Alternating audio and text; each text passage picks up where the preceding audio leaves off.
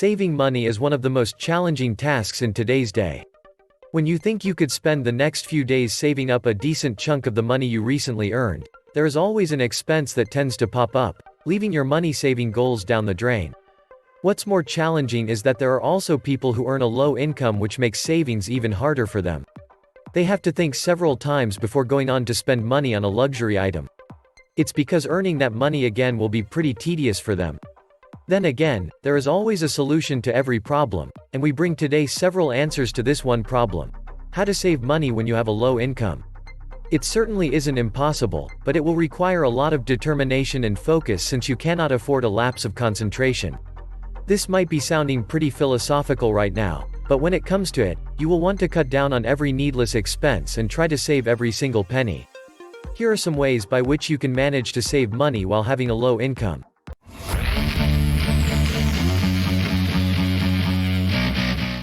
Eliminate debt. Debt is something that holds you back from achieving your financial goals. It takes a massive hit on your savings. The continuous strain on your budget leaves no room for savings at the end of the month. Make it your priority to get rid of your debt. You will need to have the utmost commitment to yourself while getting rid of your debts, but it will help you in the long run. One great habit you'll also end up having is of saving money overall. Once you get rid of the debt, the money you used to keep for clearing debts will go into your savings account.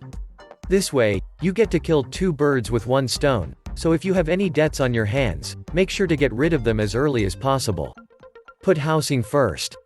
There are several budgeting categories, but there's nothing more important than having a roof over your head. So whenever you're going to make payments, always start with housing payments. There is no need to delay your residential payments. You never know when your landlord could have a change of heart and tell you to be on your way. Being a low-income household, you need to take care of housing first. Everything else would come after that because, as mentioned before, if your landlord didn't have a problem with late payments, that could change any moment without any notice. Budgeting. Budgeting might sound pretty tiring, but trust me, it helps. It can genuinely help you build your savings. Unless you have a plan for your money and know how to save it, you need to make a budget for yourself. Because when money isn't given a solid direction, it becomes straightforward to spend it out of nowhere. With a budget at hand, you can hope to achieve your saving goals in time or even earlier. Instead of aimlessly saving the amount you have left over at the end of each month, you can meet your saving goals with careful budgeting. That will also help you to know your major and minor expenses for every month.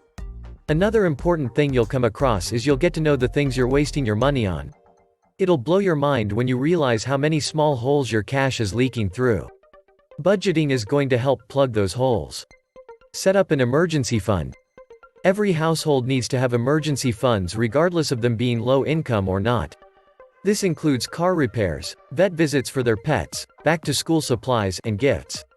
This is more important for lower-income households because when these expenses come up out of the blue, there's a much more significant risk that all the other costs will go unpaid, which is an even bigger problem if it comes around.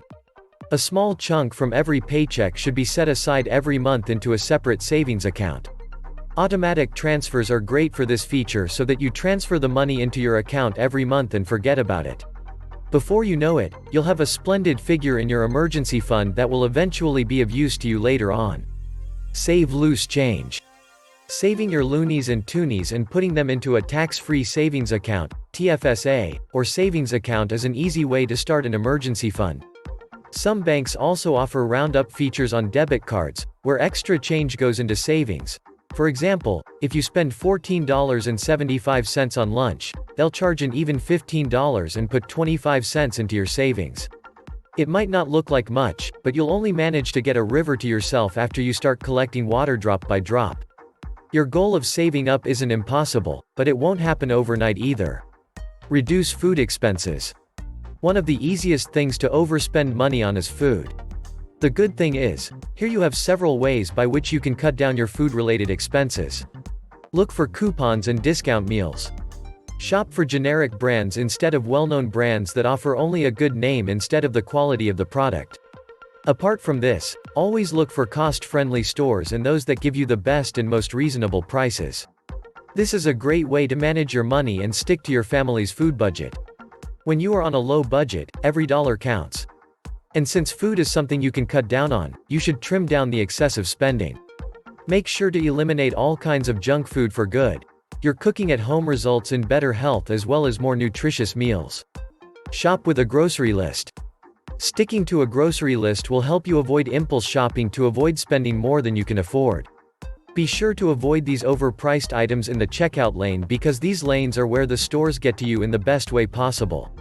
Sticking to a list will help avoid unnecessary spending, and you'll only be getting the things that you need and the things that will be utilized at home. If you buy extra items, there could be fear of wasting them or moving past their expiry date if they aren't used and are just kept at home. Review cell phone plan and usage. When you have limited money at hand, you need to make sure adjustments are made everywhere, especially in a slight liability like your cell phone plan. You would need to give up few gigabytes of data each month to cut down on costs. You will also need to shop between different data service providers to ensure you get the best deal from your data provider. Many of them will try to match your price to gain you as a client. Other than that, since the landline isn't really of any use anymore, so you may want to consider canceling your landline. Reduce entertainment costs. Of course, instead of sitting and thinking about what to watch on TV, getting rid of it would probably be the best thing to do since it will help you save costs. Cancel your cable network and sign up for a streaming service like Netflix or Amazon Prime. Look for data plans that would work with your income and usage. If you still feel that guilt inside you that you need to cut on costs, then drop Netflix altogether as well. It would be a mood lifter at the end of the month when you see some extra dollars in your account. Make sure to subscribe the channel and press the bell icon for more interesting videos in the future. See you next time.